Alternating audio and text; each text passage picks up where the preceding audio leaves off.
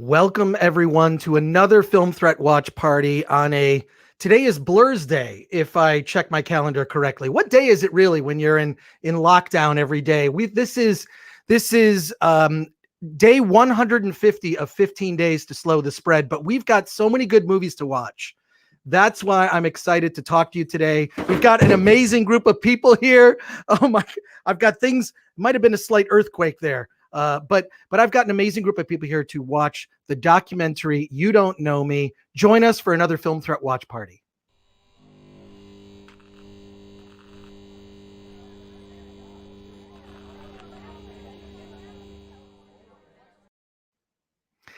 I am Chris Gore, and I am pleased to introduce you to a movie that you must put on your list. The best thing about all these Hollywood films not coming to theaters is there's more of an opportunity to discover independent films like this amazing documentary, You Don't Nomi, which is about the now cult classic, I guess, the 1995 film, which I remember coming out at the time. It tanked, Showgirls. I want to introduce the director of You Don't Nomi, Jeffrey McHale. Welcome to our Film Threat Watch Party. Hey, Chris, how's it going? It is going great. I'm so happy that you agreed to do this because after you did an episode of the Film Threat podcast, I was so excited that you did because right after I went and bought your movie. And I do have it queued up right on my iPad right here for us to all watch. But I'm curious, what's the reaction been to the film? How are people like accepting it now? Are we all looking at Showgirls a little differently now? Well, we're weeks away from the official 25th anniversary in September. So, yeah, for the last couple of weeks, we've just had a great reception, really good press. Lots of fun to read comments on social media and people just kind of finding it and discovering it on their own. And so everyone's been really supportive and has loved the film. So I just couldn't be happier. Well, I believe that you have made a modern classic in this documentary that is a perfect companion to Showgirls. I didn't realize, though, after I saw your doc, I tried to find Showgirls. It's really difficult to find. And there are Blu-rays of it that are pretty expensive on Amazon, if you can find one, that is. Yeah, it actually just popped up on HBO Max. So if anybody wants to watch Showgirls after this, they can find it on HBO. You will be inspired too. Now, this is my first reminder to everybody watching this. You need to get You Don't Nomi right now. It's available on everything streaming, right? It's on iTunes, Amazon Prime. I got it on Vudu. Everywhere. Fandango, I think. Yeah. Those are the main ones. Well, let's get to your guests here. We have the amazing Peaches Christ, Joshua. Sort of. Oh my God. I saw the thing that you did on Instagram was so amazing. You did like a little Instagram stories. I had to be in drag earlier today. So I asked Jeffrey, is it okay if I do the You Don't Nomi watch party out of drag so that I'm not in drag for 15 hours? Yeah. For the entire day. I would have loved that. I'm a huge fan of drag queens. Discovered Glenn Milstead through the films of John Waters, of course. Oh, yeah, of course. One of probably an iconic drag queen, and discovered his films probably when I was a little too young to watch them, but I don't care. And just opened up a whole new world. And I'm sure maybe I've seen you at RuPaul's Drag Con in yes, downtown. I've been there many times. Yes. Okay, what a fun event.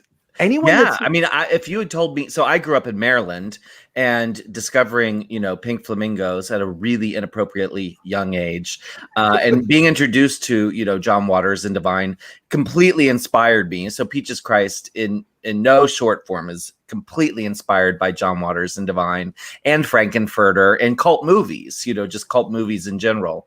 And if you told me 25 years ago when I started all this that there would be a day where drag queens had their own convention, with up 100,000 people coming, I just would have said you're a liar. But here we are.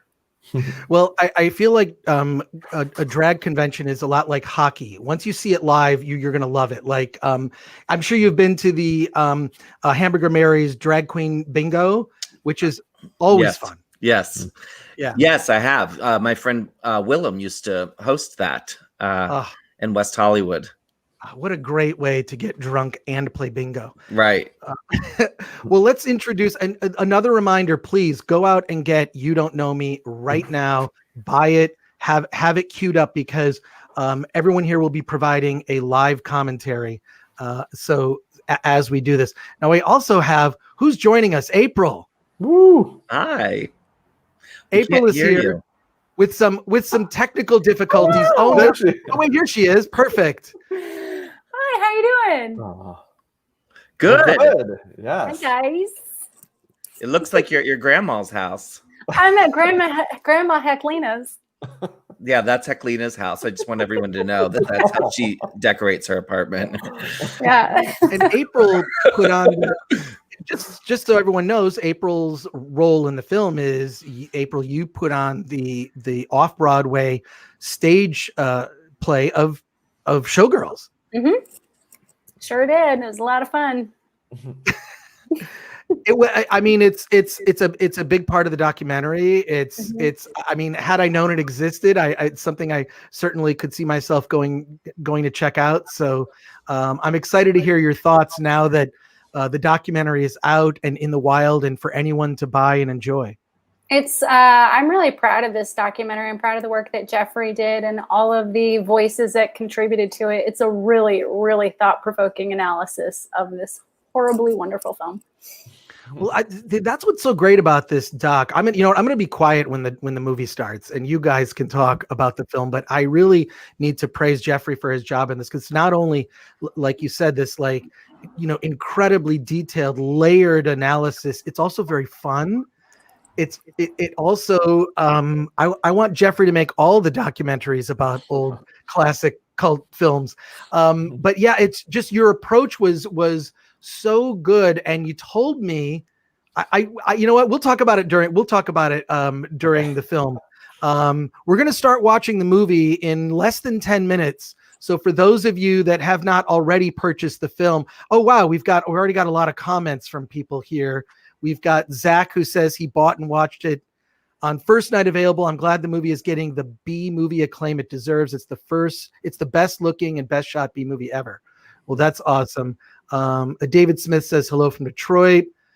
Someone says, hi, Jeff. Who is Helen? The good friend from Chicago who now lives in LA. That's awesome. Yeah.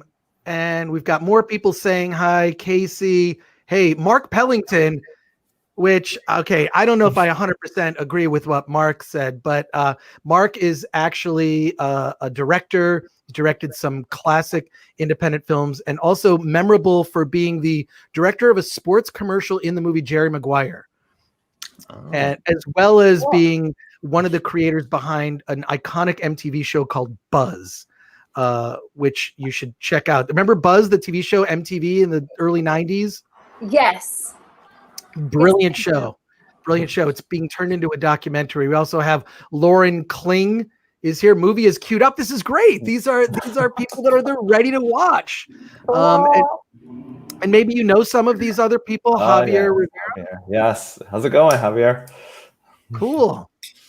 We have my pal Al. It's a managing editor of Film Threat who got caught watching Showgirls by his wife. He was telling me the story today. It's for work.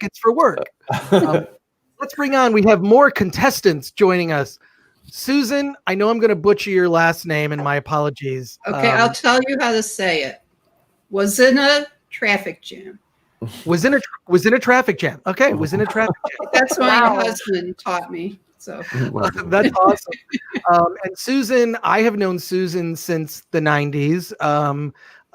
Through various, you were kind enough to include me in some articles in USA Today, which I thought was really, really, I appreciate that. Some of us remember the 90s, probably everyone here.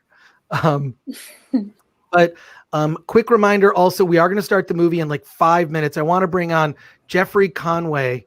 Jeffrey, welcome. Hi, thanks for having me. Jeffrey, who has the best, maybe best, if not second best poster in the background.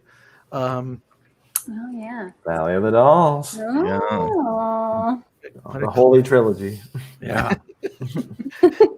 It is. What Jeffrey? As we're all queuing up the film and everyone, people who haven't purchased it yet, a reminder to purchase it or just grab it on Amazon. You can rent it. Also, you can rent it. So I'm stalling because I want people to be able to watch along with us. But what can you tell us as we prepare to feast our eyes on your documentary? What can I tell you? Well, I guess I started this in 2015, I want to say. Yeah, it's going on 5 years since I kind of started toying around with, kind of diving into the Showgirls pool, you could say. And yeah, I was inspired after an event out here in Los Angeles, the Hollywood Forever Cinespia event. They were doing a screening of Showgirls for the 20th anniversary, and that night Elizabeth Berkley came out and introduced the film, and just shocked everybody, all the 4,000 people in the audience, that she was out there presenting the film, and it was just a beautiful moment. And after that, I wanted to kind of dive a little bit deeper and get a better understanding of my own curiosity and just kind of figure out why this thing has, why I'm drawn to it, why this thing is still around, why we're still talking about it, why we're and so I started reading and consuming everything that had been written and produced around Showgirls, and that was the start. I reached out to all the people who, I call them the contributors, the writers, the artists, the performers, who small voices here with us right now. So. Well, I've been to those screenings at the Hollywood Forever Cemetery.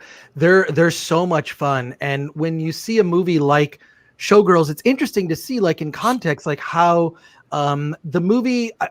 See, I don't agree with the whole barometer for how Hollywood assigns success to something, right? I think time is the thing that's more important than money. Initially, what something makes at the box office, I think, is irrelevant. I think that I think at the end, are we talking about a movie 10 years later? Here it is, as you pointed out earlier, 25-year anniversary is when is the date? It's got to be on your calendar. 22nd, September 22nd. September 22nd. I do remember when it came out, and it was like, what the hell is this? What is this movie trying to even be? Mm-hmm. And now we are still talking about it, which is fantastic. I am going to stall for a few more minutes and telling everyone there, however you're watching this, because we're on Periscope, actually, which is the Twitter. We're streaming on that right now. So please retweet us and share this so people can enjoy this watch party along with us. And I think, the first thing I wanted to do after seeing your doc was to watch Showgirls. It's like a perfect, match. Double feature. Yeah. Lots of festivals that we screened at last year did double features. So it's perfect. It just begs to watch Showgirls right afterwards. I say, a lot of people who haven't seen Showgirls wonder if they have to see it before watching You Don't Nomi. I'd say no. You can still enjoy it without seeing it. It's just required viewing. You have to see it either before or after. Well, required. It's sort of like you're like, I don't know. It just like it goes. It's just like a perfect pairing. Like fish and white wine. I don't know why that popped into my head. I don't know. Peaches, you're such a character in this. I just love seeing, and I started following you on Instagram, so now I'm really getting the full Peaches. But tell me about what you did that got you involved in the project. Well, I think Jeffrey was doing his research, and he had I don't know if Jeffrey was aware of me before or after. Oh, yeah. Okay, so I like to say that I really helped create this sort of cult around Showgirls, because I did my first midnight movie screening of Showgirls in 1998, and then proceeded to screen it annually in San Francisco with a big elaborate show for the next 20 years, which I've never, of all the movies I've screened, and I've screened hundreds of movies and done lots and lots of shows, only Showgirls, is the only film I've screened consecutively for 20 years in a row. And so I think Jeffrey, I guess you called me or emailed me. I don't remember. Sent your email. I found your email address and right. cold email, you know, and yeah, you wrote back right away and said I'd love to chat. So Can I tell you a secret, Jeffrey? You can, yeah. I never thought this movie would see the light of day. Because you called me and I thought this guy is so sweet, and and he's so passionate. But I've done so many of these kind of interviews with cult movie fans who've interviewed Peaches over the years, and lately all of a sudden a bunch of them are coming out and they're fantastic. Yours, and then the Scream Queen documentary with Mark Patton. And so, but for many years, you know, you show up, you do the interview, and then you never hear from the filmmaker again, and the movie never comes out, you know. So, but I knew you were serious when you asked for a hard drive, you know, of all of my archival footage from all the shows. I thought, and you traveled to San Francisco and you met with my business partner Bobby. Yeah, it was a separate trip about like a year and a half after. Like we had a solid rough cut, and you're like, oh, he's coming to get more footage. I was very surprised, and I'm so impressed by the film. Like April said, you know, I'm just so proud of what you've made, and I'm so proud to be part of it. And you know, I'm really thrilled that, you know, I feel like cult movies are so often misunderstood, and the audience response to them is so often misunderstood. And I think your film does a really brilliant job of, you know, tackling all the different angles and reasons people enjoy it, and, you know, really gets to at least offer people a new perspective about what makes a cult film, you know, so beloved. Absolutely, yeah, because it's different for everybody, you know. And with something like Showgirls, you know, it's not just people don't love it just for one thing, you know. People aren't offended by it by just one thing, you know. There's just so many things about it that why we're drawn to it, you know. But yeah, and this will be cool too, because everyone will be able to see everybody talking, because in the documentary nobody is seen on camera. I just sent out an audio kit. So that was also probably a little the first time you've done something like that, where we were talking on Skype, and you know, with each contributor I sent them an audio kit, and they mic'd themselves up, and we conducted the interview on Skype, and then once the interview was done, they popped it back in the box, and FedEx picked it up and sent it back to me. We've got some more comments, but we are going to start the movie in just a few minutes. So I just want to let everybody know, be prepared to press play on whatever device or however you're watching it. Rachel Buteris says, great doc. I freaking loved it. And Mike Bianco says, bought this doc on iTunes the day it came out. Absolutely loved it. Thank you, Mike. Jeffrey thanks you as well. And Lauren Kling asks a question. I think Lauren is just trying to be funny. Lauren, what are you? Although it would be great, you know, to see the Elizabeth Berkley. Could she be in this? Could you text her? No, yeah, I don't have her contact info. Look her up on IMDb. I have IMDb Pro. But we might be able. Maybe there's a chance she discovers this. Who knows? But is everyone ready to press play on this? Yes. Are we getting? Is everyone ready? And I'm just telling everyone out in our audience now, like, get ready to watch with us. This is your chance. And we're about to do this.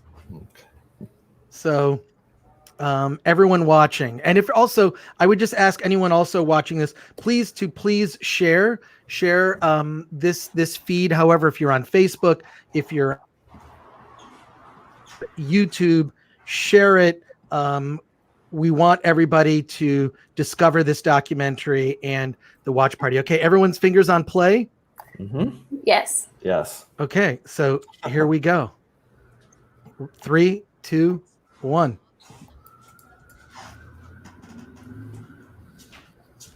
Exciting. RJLE films, I've seen a lot of the things are coming actually to theaters and drive-ins. Yeah, I think they are releasing some films in drive-ins. Yeah, which is interesting. I think they're doing everything in drive-ins, right? They're doing drag shows in drive-ins. They're doing movies. I mean, yeah, like obviously movies. They started. They do movies at drive-ins. They're doing concerts. Well, you know, there's like a Metallica. Say. There's a Metallica concert coming to drive-ins in a couple weeks. Okay, so now. I don't think we're done with it, because I don't think we've figured out what Showgirls means. as a I'm hearing an film. echo. Is See- anybody? Me too. Yeah, Anything? I should probably turn. Okay. Mine is Which a little too loud. we can like We should something probably that's turn our audio down a bit. or so strange isn't finished yet. One movie wears its NC-17 label proudly, and that's about all it's wearing. Yeah, A it's sizzling report it's about interesting. Oh, I should mention you're going to see a lot of nudity in of this nudity. documentary. A lot of nudity. No one's complaining. Not really understand Um, that either. The build-up for this film was long. Yeah, this was a lot of fun. Because I hadn't a lot of the archival clips for this aren't on YouTube, and so I worked with an archive producer who was able to kind of help me and kind of dive into some of the news archives. So it was really interesting to kind of see some of the stuff that was broadcast at the time, and that was kind of a treasure trove of reactions. Yeah, we might want to turn it down if everyone watching it, just keep it just a little bit on low so we can kind of just have it on in the background. But yeah, I remember when it came out, people really savaged it. I mean, the reviews were savage, and they went after Paul Verhoeven and Joe Esterhaus pretty strongly. They were just ready to hate the movie. But see, I wasn't. I gave it 2.5 stars for USA Today and called it a hoot with Hooters. And I think it all came together when the dolphin fountain started squirting. I said, okay, I love this film. I can't not love this film. That's when it clicked. That's amazing. Yeah, it did. Well, I mean, it's in a way, Josh, like this is kind of like a movie John Waters might have made. Would that be an incorrect assumption? Like, Well, it's funny that you mentioned that because the way I was actually first introduced to the specialness of Showgirls was that I was a senior at Penn State, and I was a film student, and I had just been working on my film Jizz Mopper, and the school did not love my movie, so I brought John Waters to Penn State, and this was back in '95 or whatever, and John had seen Showgirls at Cannes and was raving about how incredible it was and how he had never seen anything like it, and that it was, it was going to just blow people's minds. So you can imagine me, idolizing John Waters and then hearing from his mouth that this movie impressed him so much. So I remember crossing a picket line of fellow women's studies, students, because I was a women's studies minor, and seeing the film. There was a protest at Penn State, against the film, and sure enough, John was right. I had never seen anything like it. So I think the difference between John and this film, though, is that Verhoeven and Esterhaus, no matter what they say, I do not believe that they set out to make an outrageous comedy. Whereas, John Waters would have intentionally made Showgirls. Mm-hmm. right. kind of its own documentary about its making. Someone says the film's audio is coming through. I hear it a little bit, so maybe just adjust down a little bit for everybody. How do you adjust down? I'm trying to figure that out. It might be the audio for the film? Oh, I don't know. I don't know. I'm the worst tech support person you'll ever meet. I cannot help you with your Zoom call or your Zoom backgrounds. Are you playing it on the computer? Yes. Same computer we're talking on? Yeah. But I have headphones in. I don't understand why it's not coming through your headphones. Yeah. This is every Zoom call is April. 5 to 10 minutes of setup. Are you plugged in? I am. She's just very. But April, they're just accessories. This is amazing. The amount of footage that you collected, Jeffrey, from the time. How did you get the archivist? Do you mind saying who the archivist was? Yeah, Matthew McDonald was somebody who I worked with on a doc series at Fox. It was about the World Cup, and his company was working with Fox and us, and so I had an email relationship with him, and so I sent him an email, kind of asking him, like, is this something, kind of asking him to kind of point me in the right direction of where to kind of find more clips, and he was like, I'm happy to kind of submit some requests for you. So it was just so exciting when, you know, new stuff would come back in, and yeah, it was great. And this, I mean, all these, you know, newspaper articles was just on newspapers.com, which is like a great archive for this kind of stuff. So I mean, it was just, they have everything, every major newspaper, and you know, you just kind of have to search Showgirls and the date. You can kind of narrow it in by city, by publication. So, but yeah, this one was a lot of fun. This Siskel and Ebert clip stings me every single time I see it. Every single time. I used to watch Siskel and Ebert religiously, so seeing that clip brought back fond memories of. I mean, I didn't really agree with them all that often, but at least what I liked about their show is they would cover independent films, which I thought was great. They, you know, it wasn't just all about whatever the mainstream releases were. Gosh, this foot! Oh my God! It's just all of these reviews are hysterical from the time. Yeah, this was kind of the whipping montage. Well, but you know, for Roger Ebert, you know, it's like he should know. I mean, he wrote Beyond the Valley of the Dolls. Like he actually he understood, you know, camp in a lot of ways, and I you know, in some ways it's like strange to me. It's like he not only wrote Beyond the Valley of the Dolls, but he worked with Russ Meyer for like 2 decades. So it's like, I don't know. He enjoyed big bosom ladies. Yeah. No, I knew him over the years. Oh, really? And I actually, they put the Valley of the Dolls, Beyond the Valley of the Dolls on one video collection. And he was just pissing all over the other film. And I was like, come on. You know, Patty Duke and all these great actresses. I don't know. Jeffrey, what's your take on Beyond the Valley of the Dolls? Well, I have like a lifetime love affair with camp, and I kind of have like a scale of camp. I go from like high camp to low camp, and somewhere in the middle I have classic camp. So low camp to me is the kind of camp like John Waters that knows what it is. It knows that it's camp, and I think Beyond the Valley of the Dolls might have a little of that. And then there's those classics like Mommy Dearest, Showgirls, Valley of the Dolls, which are so meant to be serious that when they fail, it just gives so much pleasure. And then in the middle, I don't think this is a hierarchy. I just think it's, you know, some kind of, I got to make a chart somewhere in there. But I think in the middle is like All About Eve. To me, that's like classic camp. Like that's the kind of camp when I was coming up as a gay boy in the 80s that all the older guys would have a list for me, and All About Eve was like at the top of that list. Like these are the films you have to see to be gay, son. Here you go.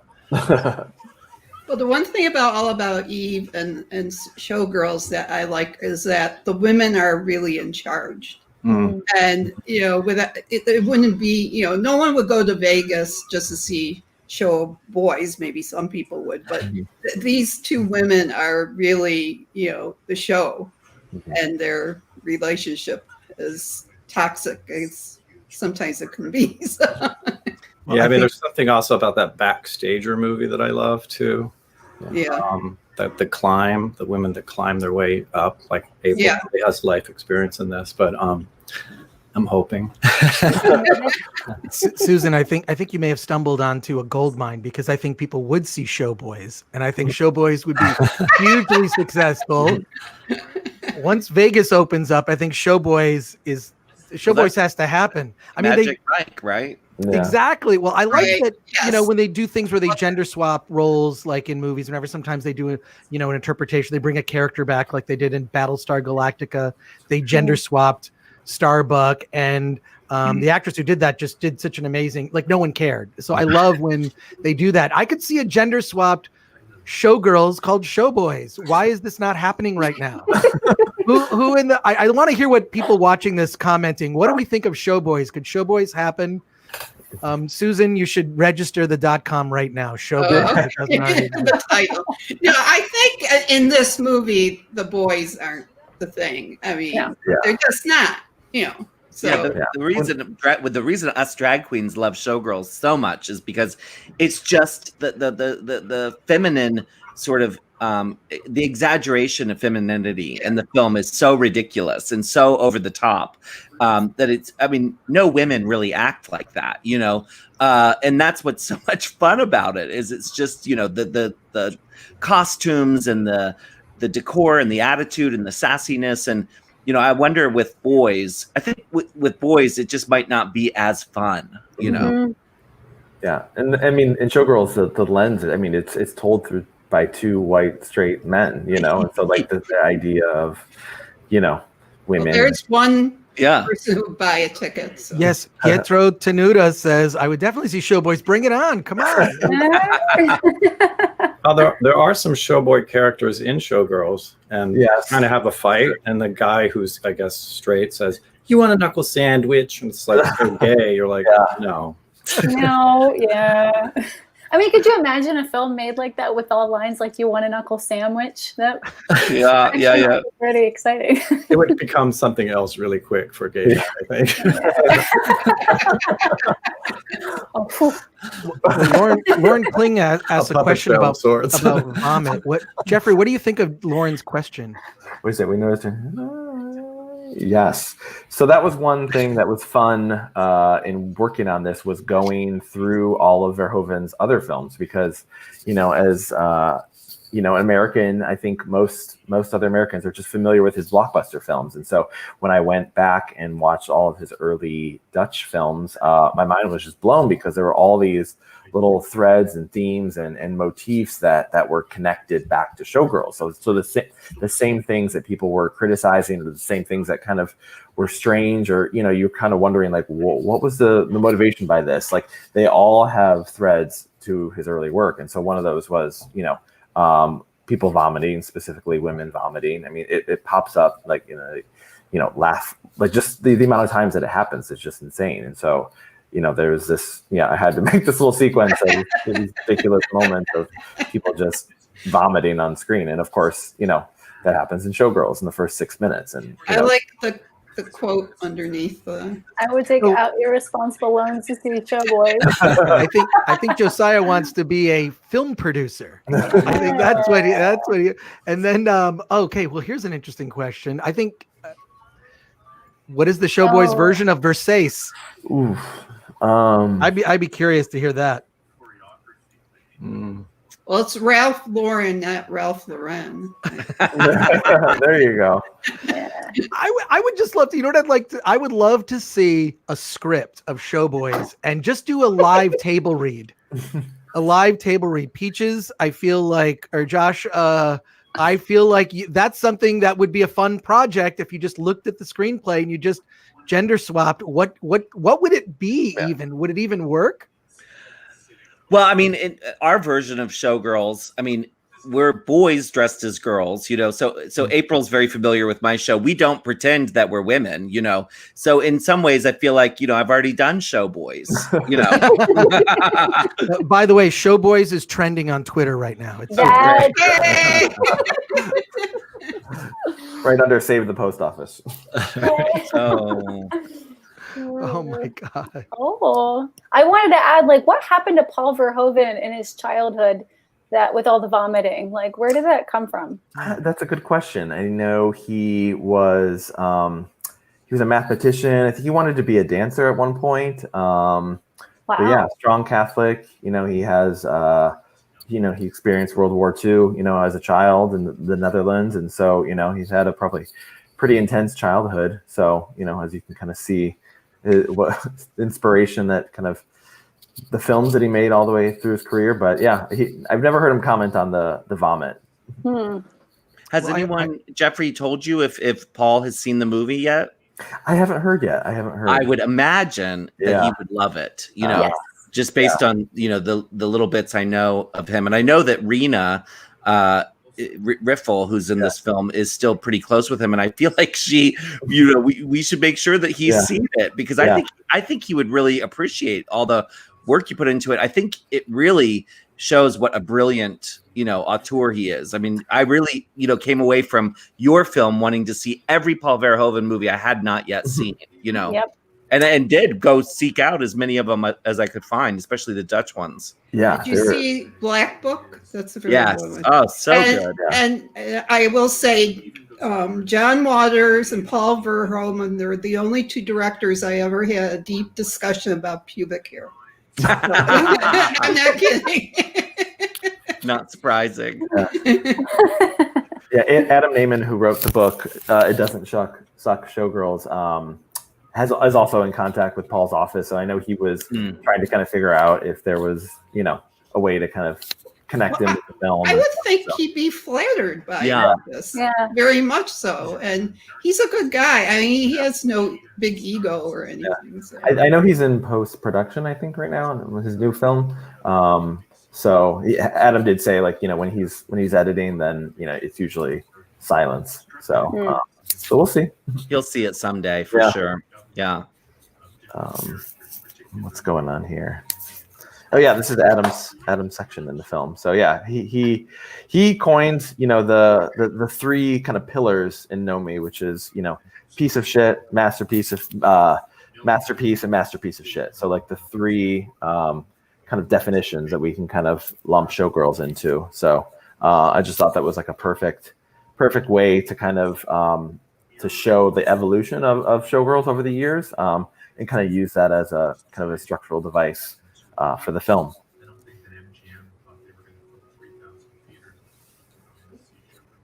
I think people. I don't know. I think Lauren may be having a conversation with someone else. I see what Lauren is saying. So he's reacting to. I brought up Rena Riffel. Right. And so Rena is actually very familiar with this documentary. Rena is one of the people from the Showgirls universe who's stayed completely attached to the film, is super proud of the movie. She and I have done a ton of shows together over the years. And she directed the sequel. She did. She wrote, directed, and basically fundraised for. And Paul was the one who gave her permission to do that. She and Paul have stayed very close, and so she said to Paul Verhoeven, "I want to make a sequel to Showgirls," and Paul Verhoeven said, "Go for it," and allowed her to do it, and told MGM she was allowed to do it.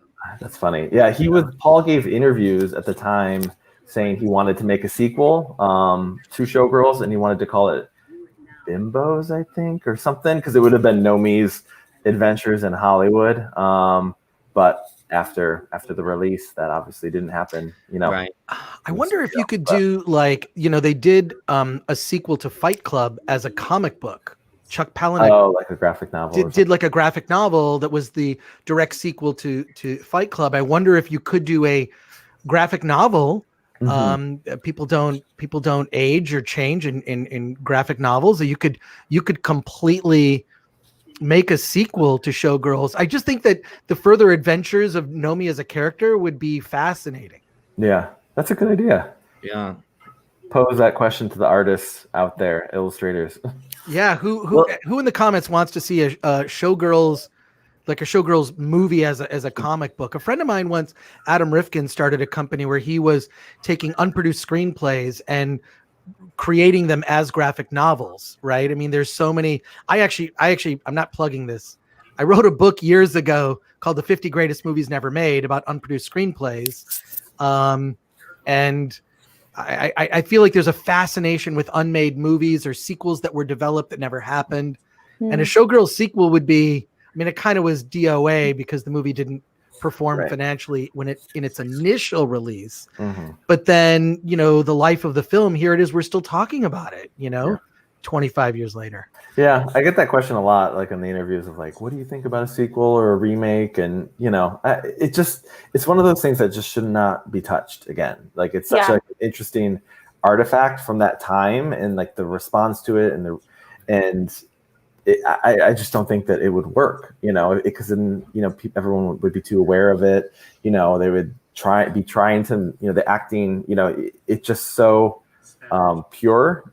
And I don't think it's something that, could be recreated or kind of continued.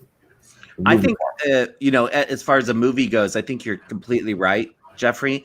But I have to plug Ms. April Kidwell's prequel. Well, yeah, Oh, yeah. April herself did a one-woman show that is so brilliant that is actually, you know, the life of Nomi Malone before she gets to Vegas. The prequel. And I think there's this sort of, you know, I think April, you did such a great job because you took the fans' love of this character and the mystique around Nomi and kind of fleshed out this, you know, entertaining and thought-provoking one-woman show that was, you did such a great job with that. She also Thank you. merged it with I, Tonya too. It was Yeah. just brilliant. So she's playing Nomi's mother and, you know, Nomi Malone. Yeah. Young Nomi Yeah. Malone. And Not for the lighthearted. Yeah, it's called I Know Me. I know me. What Yeah. a brilliant title. I wonder who I got it from. Actually, I told Josh that I wanted to write a one-woman show, and I had this idea. He's like, "No, you're gonna mash I, Tonya with Showgirls, and you're call it I Know Me." Go. Yeah. That was awesome. Really great moment. Wow. Thank I mean, it was the best, you know, when you give someone an idea and then they actually run with it They and do it. realize it. It was so satisfying to see you turn that idea into such a brilliant show. It was really cool to like take all the nuggets of Nomi's backstory, all the mystery, and to like create something, and so we could explore the possibility of why does she vomit? Yeah. Why does she love doggy chow? What's Yeah. with these things like the switchblade, little things like that, to be creative and create a backstory. It was really, really fun. It was like a grad school dissertation on Nomi Malone. Yeah. And she's singing and dancing too. I mean, it's all original music too, right, April? Yeah, Yeah. yeah, it's fun. It's so good. Well, Hollywood's always looking for the connected universe. This could be the Showgirls connected universe. It could happen with all the. Forget it. No. Mike Bianco says he'd be happy to offer up services as a comic book illustrator for something like that. Mike Bianco, I assume, is an illustrator. Okay, so you could reach out to him in the comments he commented on Facebook. You can find Mike. If you're interested in doing a comic book. I mean, also, we do have a lot of time now since we're in, as I was pointing out earlier, day 150 of 15 days to stop the spread. So we have so much time to take on new projects. I have a suggestion. Showgirls 3D. Ooh. Oh my That God. would work great in the drive-in. Yeah. And we do 3D with the TBS version with the like cheetah the print floating. bra. Yeah. So funny. Oh, yeah. And Chris Barnhoft gives it a 9 out of 10. I think that's a reference to Gary Delabate from the Howard Stern show. I'm pretty sure that that's a 9 out of 10. I'm certain that that's what he's talking about here. Another thing, Jeffrey, just looking at the movie, that the realization that going back and rewatching Basic Instinct, like remembering when Basic Instinct came out and how it just rocked everyone's world, and we just all just ate it up and loved it, and kind of took it, you know, like look at it. It's so insane and ridiculous. And if you watch it now, you realize it is ridiculous and insane and kind of hilarious. But somehow he was able to get away with it. He was just shy of going too far, right? And it was such a success, and people didn't really see it as camp, you know. And then he pushed the envelope, I think, with the Showgirl script and the direction just a wee bit further, and people hated it, you know. But if you go back and you rewatch Basic Instinct, it's not that different than Showgirls. You know? Okay, can the big scene, Sharon Stone, the Right. leg, I don't think you see anything. Really? I freeze frame that. I maybe I had a bad, computer or something, but Maybe not on VHS, but on Blu-ray for sure. Yeah. okay. Well, I don't have a Blu-ray. All right. But yeah, I mean, that was also Paul doing Hitchcock. You know, that was his. Yeah. Basic Instinct was his homage to Hitchcock, and he did give an interview after Showgirls release, and was like, his response to what would have made Showgirl people respond to it better was, oh well, there should have been a serial killer in it, because that worked so well with Basic Instinct, and that was his kind of diagnosis of what went wrong. That's it. That's interesting, though, that maybe because as we could accept it better because of violence. she's so over the top, stabbing that guy, and you know, and her performance is camp. I mean, you know, if you really go back and watch Sharon Stone, it's insanely ridiculous. Right. But I remember when it came out, everyone loved it. You know. I mean, yeah, she's just brilliant in that. I mean, David Schmader has a great line where he's just like, when you watch that film, it's like you're watching the birth of a movie star. You know, Sharon Stone. Bill Cronauer says, I Know Me is hilarious and is available on SF Oasis's YouTube page. So after you watch this, you got head it. over to YouTube, and yes, I'm going to bookmark that to watch it. That's awesome. That would be the double Thanks, feature. Bill. Yeah. That's great. That's awesome. You'll have some laughs, I promise.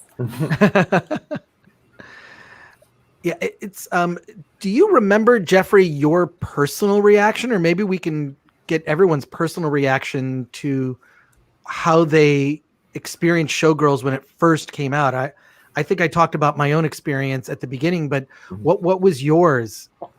Well, I was probably a little too sheltered to see it when it first came out. I was probably still watching Saved by the Bell. So it had taken me about 10 years to finally see it. And I was hanging out with a friend when I was at film school in Chicago, and we were hanging out in his apartment one night, and the topic came up, and he was just, the fact that I never seen it, he just walked over to the DVD shelf, popped it in, and we watched it. And, you know, my mind was blown. You know, it was like one of those things. I was like, oh, this is the movie. Like, I didn't really, I don't know, maybe it was just the ad campaign and what was around it, like all the controversy. I thought I understood what it was about, but, you know, it was just one of those things that you need to experience to truly understand. And it was, I mean, I just didn't want it to end, you know, as soon as he hit play, and my mind was blown. So I think a lot of, I mean, everybody kind of has their story, you know, everyone kind of remembers the first time. So that was also kind of fun to hear everyone's kind of first experience with it. What about for everybody else? Well, when we covered it for USA Day, we had no idea what we were going to see. And so we were focused on that they were trying to make NC-17 a legit rating, you know. And I remember my coworker who was on the phone talking to Paul before we saw the movie, and he kept saying, well, what's the sexiest part? What part? And he said, the lap dancing. And my coworker made him say, what? The lap dancing. I remember that. But then when we actually saw it, you know, I don't know if he liked it as much as I did, but I just said, oh, come on. This is, I love over the top. And this is beyond that. So. Susan, do you remember there being a lot of drama that made the trades about surrounding the film? Yeah. And, you know, it was nobody, I mean, we knew he was kind of over the top director with violence and everything else. But, you know, this was like, because he was given free rein to just show everything, he did. But he did in a way, I mean, just even I'm looking at her makeup and the nails, and it's like, you know, everything was just more and more and more. And in a way, I got into the groove after a while. I could not resist. And like I said, the other thing I loved is when she was beating the ketchup to death. You know, I never seen anyone do that in the beginning. So I said, okay, this is interesting. She's an interesting character. I want to see where this goes. Yeah. I love Gina Gershon too. I mean, she gives maybe the best performance, I think. So more real performance than some of the characters in the movie. I know Jeffrey and April have good first time stories too. Yeah, Jeffrey, April. go for it. April, what's your first time? Oh, just curious. I was 2010 working on a cruise ship, and so I had a lot of time off. So me and my friends started gathering for bad movie nights. And Showgirls was actually the first movie that we watched. And I remember it got to like the part where she pulls out the pocket knife at the beginning. It's just like, cool it or chill, okay? And I was just slowly turned my head to my friend and was like, "What is this?" and hooked. Yeah. Especially the vomiting part at the beginning. It was like my jaw dropping. Like, I have never seen anything like this, and I was mystified. No, I can't remember any other film that we watched from that series except for that one. It's interesting how, at least where I'm at in the film, she's eating the cheeseburgers. You're showing that scene. This movie does kind of make you want to snack and eat things that are in the movie. Has anyone else had that same experience? Not with doggy chow. No. With the exception of doggy chow, I'm every. No, there is a lot of eating things. Yeah. Chips. She loves chips. Yeah. I don't think anyone's really craving brown rice and vegetables, but No. Yeah, that doesn't happen at all. Jeffrey, what about yourself on your first time seeing it? So I was living in New York when it came out in '95, and I was single, and I was known as a big lesbro. All my friends were like lesbians. And so we used to go to the movies. We used to go on the weekends, and we were going to some theater that had like 3 theaters. And of course, I just saw the poster, and it's, you know, it's like a kid on Christmas morning. I was just like, oh, I want to see that one. And they jumped down my throat. Oh, it's misogynist. It's, you know, it's all these horrible things. I'm like, okay. And then so we saw something else. But like a year later, I was going upstate for like a few weeks to write in this little cottage. And a friend of mine gave me a videotape which is really weird to me. He got it from his friend who was a high school principal. And on this videotape, there was a Bond movie that I was kind of just watching half asleep. And then it ended. And then I saw Showgirls light up this little TV. And I was like, oh, well, good. I can see it finally. And then it started playing. And as soon as she walks out onto the highway, I just get chills. I mean, I just could feel it. It was like in my blood, like, oh my God, what's going to happen here? And she puts out her thumb. Like, I was like, oh, is this a foreign film? It's like translated from another language, I think. And then I had to pause it. And I was like jumping up and down the bed. I was so happy because I was like, this is going to be at least an hour and a half. And this is gonna be heaven. And I was like a private fan. I mean, I thought it was kind of I didn't want to tell anybody. Like, I was a huge fan for many years, and then slowly when the internet was invented, I started doing searches to see what other queens out there. There were little fan groups and things. And then as the time moved on, and more venues, like I saw sock puppet Showgirls in New York in the early aughts, and that was amazing. I went there by myself, and there was all these gay guys doing this before it started, and I was like, oh, my people, I'm home. and then I started to write a book about it because I watched this movie. I don't know, I've lost count, hundreds and hundreds and hundreds of times. Yeah. Oh my God, sock puppet theater. Yeah, the sock puppet Showgirls. What was that like? Oh, it was amazing. Like, did they have nipples? Yeah, nipples, and she says, "I am not a puppet. I'm a marionette," or something. Oh my God! It was just heaven, and then time just gets better and better. Like, I saw. Before I even met April, I saw her, the Showgirls, the musical in New York, and it was like the best thing I ever saw. It was like so amazing. And I wasn't sure, like, really a girl's playing Nomi, but she was amazing. Really good. Oh, I did not know that. I love that. I didn't know that either. I didn't know that you saw. April, in the documentary, we see footage from your play. Is it available to see in any other form? Is it been preserved? Showgirls the musical has been preserved, but because there's nudity from several other cast members, we don't have approval from those cast members to have that footage released, and I want to be respectful of that. That's why you can watch I Know Me and see my boobs on. Okay, good. All right. Yeah, just being respectful. The sound isn't the soundtrack available too? Yes, the soundtrack is soundtrack available on iTunes and it's on Spotify, and it's really, really funny. And when I did my tour last year in Las Vegas, I actually like worked with some people who were fans of Showgirls the musical. I had no idea. They got bootleg footage. I don't know how they got it, but they were like quoting lines from the soundtrack, so that was really a sweet treat. Yeah, that's amazing. Yeah. Well, okay, I'm going to Spotify now to look up Showgirls the musical. I'm And, doing it. I know me on there too. I know me's on Spotify too. Yeah. Oh, nice. Okay, well, there you go. Some new playlists to add. Woo-hoo. That's awesome. You know, some of the just I watch Showgirls.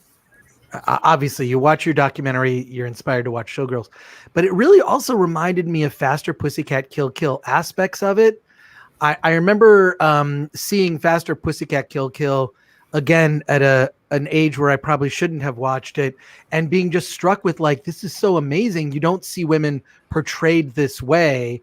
They're the ones in control, and which is true for a lot of Russ Meyer's work. But I really felt that there was definitely some inspiration in Showgirls from Faster Pussycat Kill Kill. Oh, or I'm completely wrong. So I think you're totally spot on. I think that okay, good. Oh yeah, I think that Paul Verhoeven must have been a Russ Meyer fan. I mean, the some of the line delivery of Nomi, especially, are stolen right from Varla's mouth. You know, in Faster Pussycat Kill Kill, and it's such a specific style. And I remember I was lucky enough to befriend and tour with Tura Satana for years before she passed away. And so we would go on tour together and, we'd show Faster Pussycat Kill Kill and, or not, depending on what Russ Meyer Films was allowing at the time. But, Tura and I did many shows together. And I wanted to show Tura Showgirls. And she had already seen it and did not like it, which I thought was hilarious. Tura Satana did not like Showgirls. And part of it was that Tura and the women in the Russ Meyer films, Haji and so many of them, Kit Natividad, they were burlesque performers and felt like Showgirls and the modern, Vegas show was very cheap, and it did not do justice to the art form of burlesque, So I really appreciated her, her take on it. It wasn't that she was offended by the nudity or the style of performance or the acting. It was more that the art of seduction and taking your clothes off was cheapened, Well, if I could just a quick story. I saw Kit Natividad perform when I first moved to Los Angeles at the Seventh Veil on Sunset Boulevard. She performed in a giant champagne glass. She's in the champagne glass to the song Ain't No Mountain High Enough, which I think was perfect. And then years later, I wrote an article for the New York Times about the Russ Meyer women and got to meet, I on their dime, took a bunch of the actresses, including Kit Natividad, to Trader Vic's, and we just had dinner, and I interviewed them, including Tura Satana. She was on the phone because she was in New York, but it was just great to talk to them about, how I think that's your next documentary, Jeff. Would you please make a documentary about Russ Meyer's work? And wow. I just think that his films, I mean, were so way ahead of their time. Right. Like, and I think it can't be underestimated, but that was a real treat to actually meet, and have a conversation with Kit Natividad, about working with Russ Meyer. So. And Joshua, that was your first Midnight Mass film, right? Well, it was Faster Pussycat Kill Kill was the first Midnight Mass I ever did, and the second one a week later was Showgirls. And I remember when I was booking The Prince in Los Angeles, I was Landmark Theaters actually produced Midnight Mass, the company, and the booker at the time, she was booking all these independent, sort of art films, and I'm booking this outrageous midnight movie show, and she actually booked the wrong movie for the second week. She booked Striptease, which is another film that came out the same year that Showgirls did. I don't know if people remember Striptease. I reviewed it. Okay, there you go.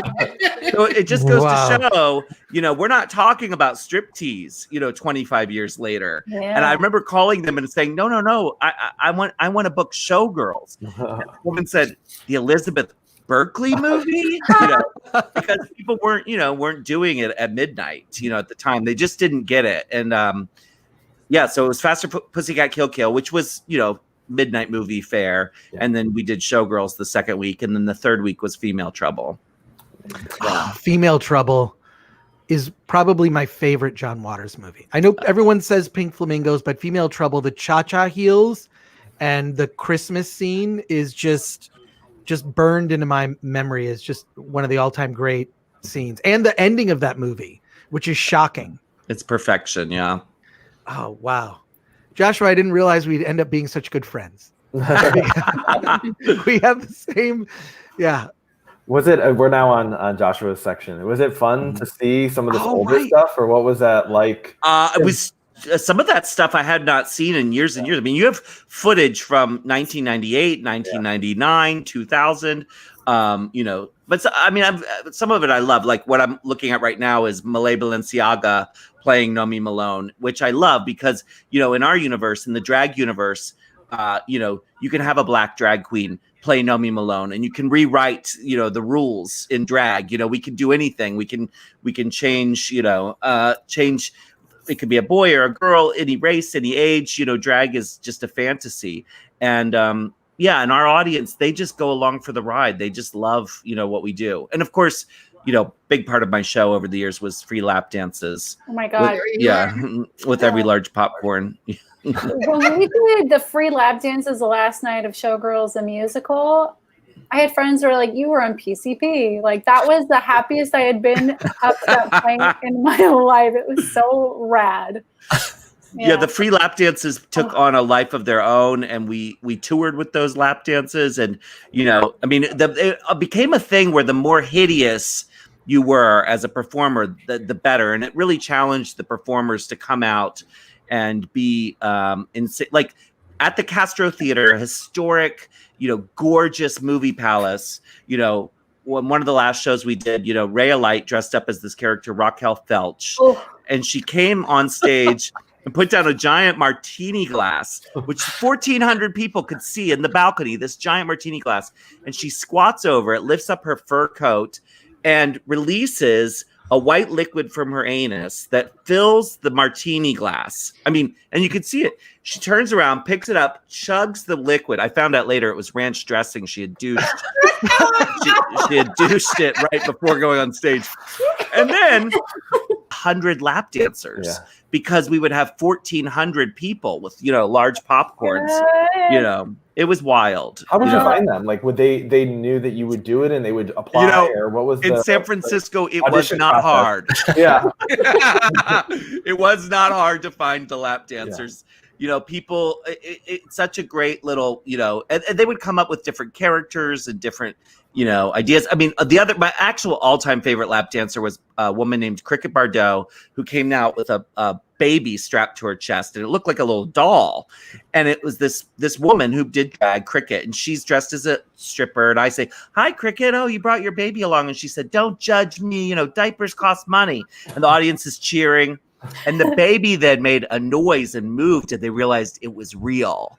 And the audience, a kind of a hush went across the audience, like, "Oh, they went too far. That's a real baby." And Cricket's husband, who's covered in tattoos, was sitting. We staged him with a beer and a wife beater in the audience. So when she ran off the stage, she just tossed the baby to him. And people were calling 911 on us. It was amazing. Yeah. Was it a real baby? Yeah, it was her baby, Sasha, who's 18 years old or something now. Oh my God. Yeah. We broke many laws.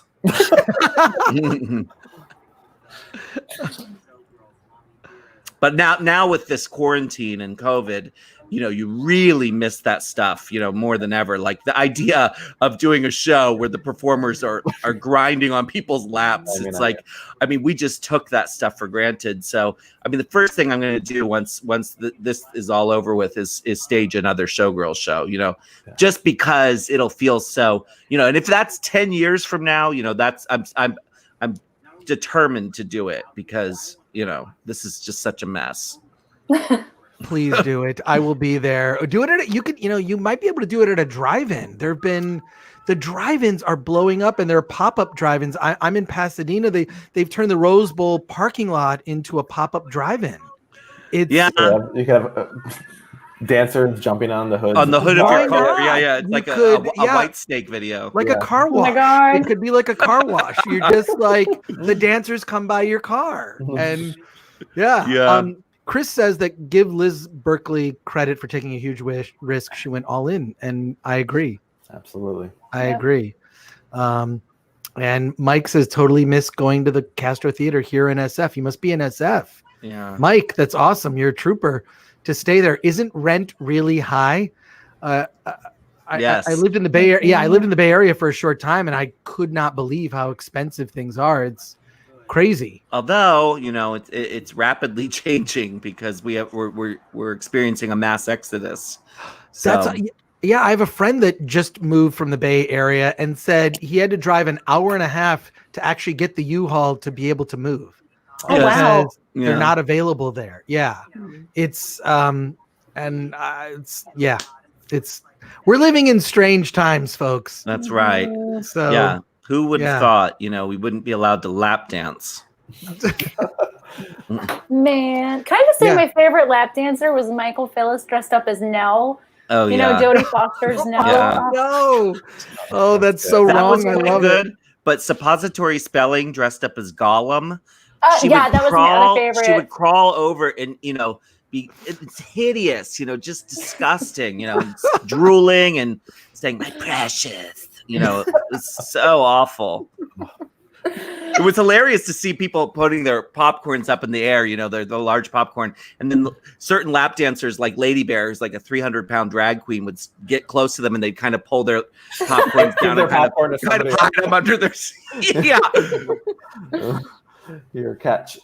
Yeah. Jeffrey, this is your section.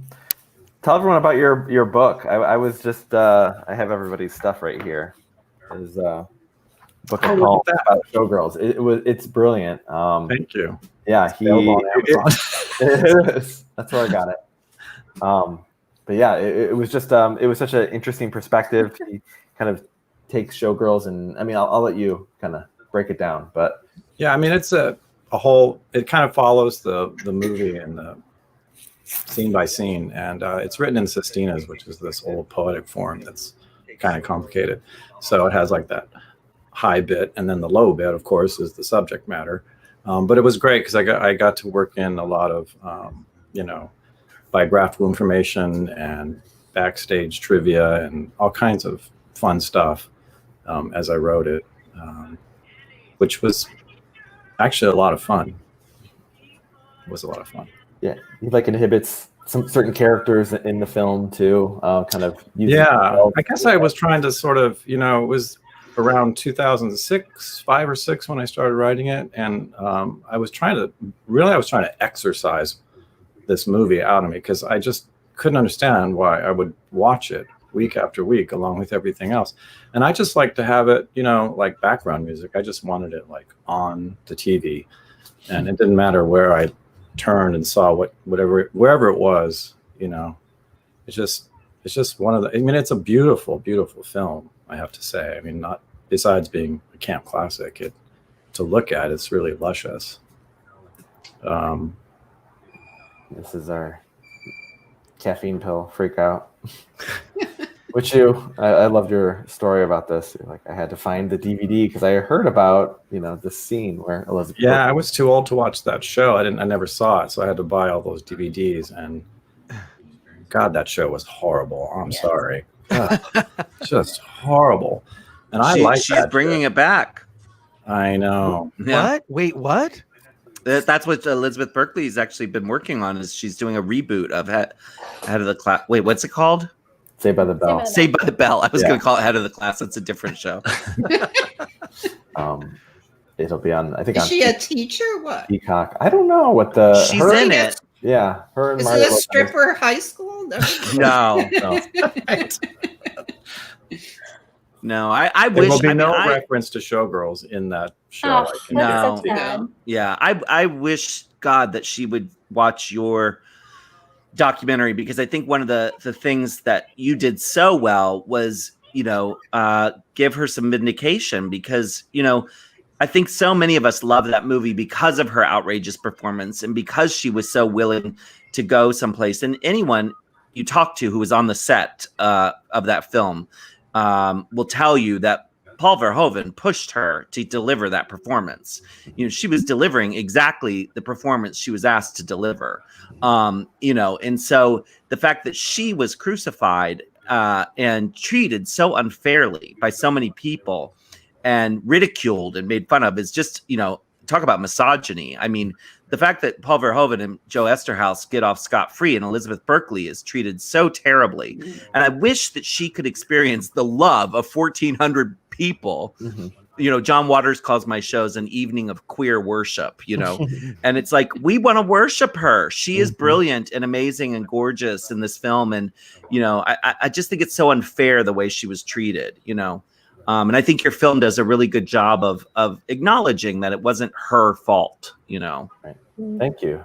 Yeah. I mean, that's a lot of the press and the writing have re-examined the treatment and the way that they, spoke about her and the performance and kind of what constituted critique at the time. And I mean, just the things that were said are just so unfair and disgusting. And, it wouldn't, that would not count as, kind of valid criticism, in 2020. Oh, there is me. Oh yeah, there's Susan. So yeah, I found Susan. I was reaching out to critics and I wanted to speak to critics who reviewed Showgirls at the time, and she on Metacritic, which is a site kind of similar to Rotten Tomatoes, but it kind of scores and it actually ranks the reviews from like highest to lowest, and Susan's review was sitting right there at the top and the only review in green, and I was like, oh, I definitely have to talk to her. So I'll let you kind of take it from here, Susan. Well, like I said, I wasn't expecting it to be so campy and so in your face, but at a certain point, like I said, things like the ketchup bottle, just odd things that were way weird but kind of cool. But the thing that really did sell me was that pool scene, because I just think it's amazing. And I laughed so hard, I go, okay, I give up. I kind of like this, and I have to be honest. I didn't get any grief for it, except for some people who didn't know. I was clear that it wasn't for everybody, but some people went to see it on my advice, and I don't think they're my friends anymore. So they weren't the right people. It's not for them. You're right.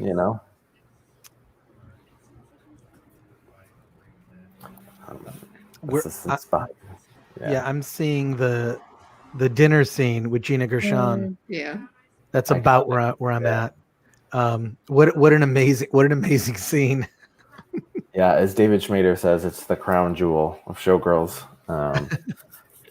This is brilliant, and it was fun to kind of hear his take, on the whole doggy chow back and forth, and then that was one of the things Adam Naiman put in his book, but was he kind of broke down from a filmmaking perspective what Verhoeven was doing, and identified that he kind of breaks this kind of cardinal sin of filmmaking, crosses the 180-degree line right after the toast, and it's kind of his way of saying that visually that the two women are kind of switching roles, becoming each other. Nomi's becoming Crystal, I guess you could say. So it's just this was a fun one, and finding that, like, this was also a gem too, was finding a doggy chow reference in Spetters, one of Verhoeven's early films, where she was poisoning or whatever her food, so her customers with dog food. It was just like, oh my gosh! I thought that was like an Esterhaus thing, but maybe he told them to put it in there or something. Yeah, this part of the film where your analysis reveals the crossing of the line between the two women, it's like I never saw that before. Yeah. And it blew my mind. I thought it was so amazing and so brilliant because I've seen the movie so many times. And, I studied film. I've made movies. I'm a filmmaker. And I couldn't believe I hadn't even ever caught that. Yes, and it's just, I mean, again, your movie is it's so delicious for any real Showgirls fans because of little nuggets like that. Because this scene in the movie, I mean, I think any really hardcore Showgirls fan would agree that this is the pinnacle scene. Mm-hmm. Joshua, your movie Jizz Mopper, did we ever cover that on Film Thread? The No, but you did cover my feature film All About Evil. Oh, cool. And maybe Jizz Mopper was brought up in that. Jizz Mopper actually was just a student film, but we were inspired by the movie Clerks, where one of the characters asks another character, what would it be like to be a jizz mopper? And I thought that would be wonderful. So I made a movie about it. That movie taught me the term snowballing, which I had never heard before. Snowballing as well, yeah. That's another. Our comments, we're not getting as many comments now because I feel that most of the people that are watching us are actually watching the movie. Right. So if you do have comments for those that are watching, please feel free to post a comment and we'll I have a question to you, Jeffrey, or anyone. Thinking about Showgirls, and I agree with you, no remake and no sequel really makes sense. However, a movie like Plan 9 from Outer Space or The Room, with Tim Burton's Ed Wood, or I forget the James Franco movie they made about Disaster Artist. Disaster Artist, right? What about the idea of doing a sort of a behind the scenes kind of movie? Yeah, I feel like if you kind of approach the topic from a different angle like that, it might work. But yeah, I mean, so much of it would then kind of rely on. I mean, like the biggest mystery people have, or the biggest question they have about Showgirls is, what was the intent? What was the intent of the filmmakers? And for me, I don't really want to see that direction or kind of see that kind of interpreted. It would just kind of take away a little bit of the magic. I don't know. What do you guys think? I don't know. I mean, I would imagine there's a lot of drama. I remember Rena telling me a story about how Rena had a song in the movie. And she said Elizabeth freaked out and said that she needs a song because Rena has a song. So I'd like to see stuff like that on the screen. But that's not... record the song. Yeah, but it's not a kind-hearted motivation to see that. That's reveling in the drama, and which is someone's trauma. So I don't know. Yeah, there is.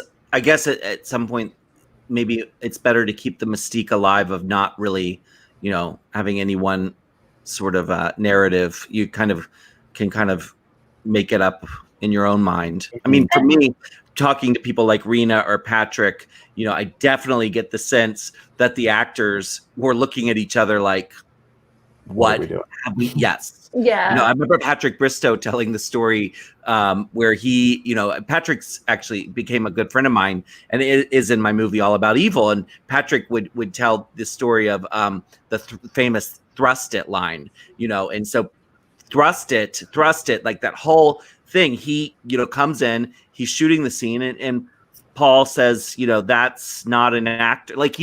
Paul berated Patrick and humiliated him, into, having to do this scene over and over again, to the point where Patrick said, I'm just going to do it so ridiculous. He was pissed off. I'm going to just do it so over. So I'm going to drop to my knees, and he's in her vagina screaming, thrust it.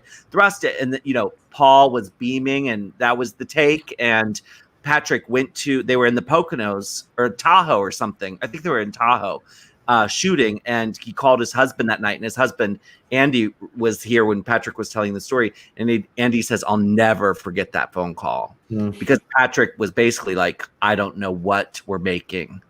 I have no idea what this movie's going to be. I thought I heard an interview with him too about that scene where he didn't. He said something about he thought he wanted him to say trust it, trust it. Right. So I was like, no, thrust it. Yeah, there's a lot of confusion on the set apparently. And Gina claims that she was in on the joke the whole time. Yeah.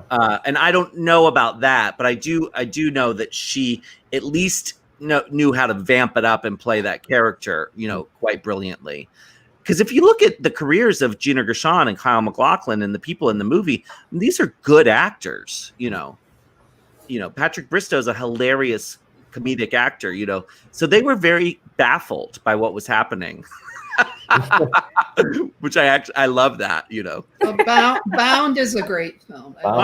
Brilliant. Yeah. And it's just, I also appreciate Showgirls is maybe the one and only time we've seen Kyle MacLachlan's ass. I think is it true? I was a big. Do you want me to Google it? Let's find out. I don't know, but MrSkin.com. Yeah. I just Kyle MacLachlan just in everything. I think he's amazing. He's great in Portlandia. Oh my God. And Dune for whatever that is. Blue Velvet, but Peaks, yeah, Twin Peaks. I mean, just like Kyle MacLachlan. I think that's might be the one and only time his ass made an appearance in cinema. Thank you, Showgirls? Yeah. Did you see the film that Gina did? I think it's called Killer Joe. I haven't seen it yet. I've heard it's Showgirls fans need to see that movie. Yeah, if you're a Showgirls fan and you're a fan of Gina Gershon, that movie is McConaughey in that too? Yes. Okay. Yeah. That was a star of his reconnaissance or something near or close to it. Susan, are you putting Kyle MacLachlan ass into your browser history? Because we're just curious. I would have to stop the movie, but that's okay. Okay. We can all look later. Okay. Kyle, ass or Fanny? Or Kyle? Yeah, sure. Wherever it takes us. Okay. I can't recall Kyle MacLachlan ever doing nudity. Well, you know what? Wait, maybe Blue Velvet. Maybe. I know Isabella Rossellini. Yeah, she was. I'm just not sure about him, but it should have its own category in IMDb. There's got to be that, or way to search that. I'm sure Mr. Skin has it somewhere. Okay. Documented. Okay. Well, what does it say? Kyle MacLachlan opens up about a sex scene he's talking to. It's the Ellen show. Oh, and Twin Peaks, he said. But I don't know. I don't know. The Twin Peaks: The Return. I didn't watch that, so I don't know. This is one of the. Has anyone seen The Fourth Man? Yes. Verhoeven's, yeah. That's really surprising to me. That's actress is so good. I mean, she was. I forget. I don't know her name, but she was in Spedders. She was in The Fourth Man. Was her triumph, though. Yeah, there's a lot of queer themes that Verhoeven hasn't shied away from. Early on, and I think that was surprising to see. Those threads in his early work. Okay.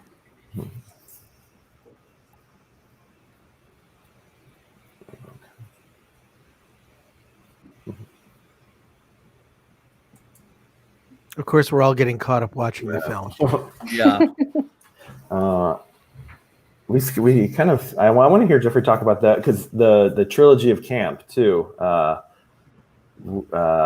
of he coined that with Valley of the Dolls and Mommy Dearest and Showgirls, and we did a little math and figured out they were all 14 years apart, right? Oh. Yeah. 14, spiritual number, apparently. So we're a little overdue. Yeah. So I have to say that when you guys were talking about Elizabeth Berkley, I was trying to be quiet because I understand the critical devastation and it was all awful that would happen to her. On the other hand, I do feel like she has FDS. She has a little bit of Faye Dunaway syndrome.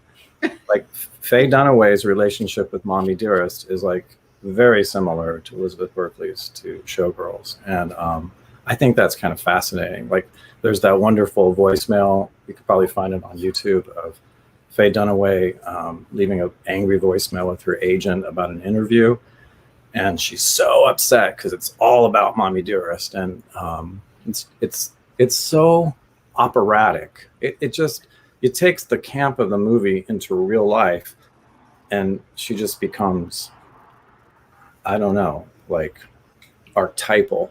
And I feel like Elizabeth Berkley, unless she like turns to us and says, I mean, I'm glad she showed up for that film that you saw, Jeffrey. But I think the next step is to do a Patty Duke, where you go to some gay theater in San Francisco and you kind of say, yeah, I was pretty over the top in that movie. Like, yes, gotta be a little bit agree. of responsibility. Come to a Peaches Christ show. I'll just say my piece there. Okay, I have an update. There is a thing that says Kyle MacLachlan shows his ass in Blue Velvet. Oh, okay. But it wasn't memorable because I don't remember that.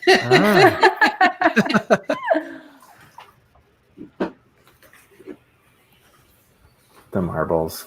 This was fun too. Just kind of taking Verhoeven's other films and kind of blending the characters' experiences with the contributors' experience, and kind of making a new subplot here. So this was the last moment where kind of putting Showgirls in scenes, or kind of having the two different films speak to each other, have a conversation. I do have to say, Jeffrey, I know by trade you're a professional editor. This film is so brilliantly edited. I'm talking about your documentary. It's so, in terms of like, showing aspects of your thesis, or showing here, pieces of an argument that someone is trying to make, you just brilliantly tell it. So, if you have no interest in Showgirls or the subject matter of this documentary, you need to see this, because it really is such a brilliantly edited documentary. So I'm just heaping praise on you. That's all. Thank you. Yeah, no, thank you. It was, I basically started this in 2015, and just cut it from the laptop on my kitchen table in my spare time. And after I basically, talked a little bit about the production process, but it was all audio interviews. And once the interview audio came back, I would basically kind of take each thread, or, kind of motif or theme, that I thought was interesting from the interview, and kind of make these little vignettes. And, from there, after months of just kind of putting those together, started to kind of rework them and move them around to kind of fit what I thought would work for structure. And then I showed it a couple of friends, and that didn't work. And so I went back and, kind of tried to then I kind of brought in the kind of piece of shit, masterpiece of shit thing. And I was like, oh, what if we found a way to kind of plot the evolution, the response, within here. So that was a lot of fun. And Dean Vance has a comment you might want to respond to. Well, I stand by what I said. If you look at all the footage online of everything she's ever said about a performance, it's not exactly like she's acknowledged the fact that her acting was completely over the top. I don't care if somebody's standing next to you with a gun saying, act like this. What's the big deal? You just say, yeah, I was beautiful. I was a camp. I mean, it's not like a big deal. But I think the tighter you hold those reins of like trying to control the narrative, you're going to end up like Faye Dunaway. And then you're going to be in some movie playing Gina Gershon's mother called Inconceivable, which is inconceivable.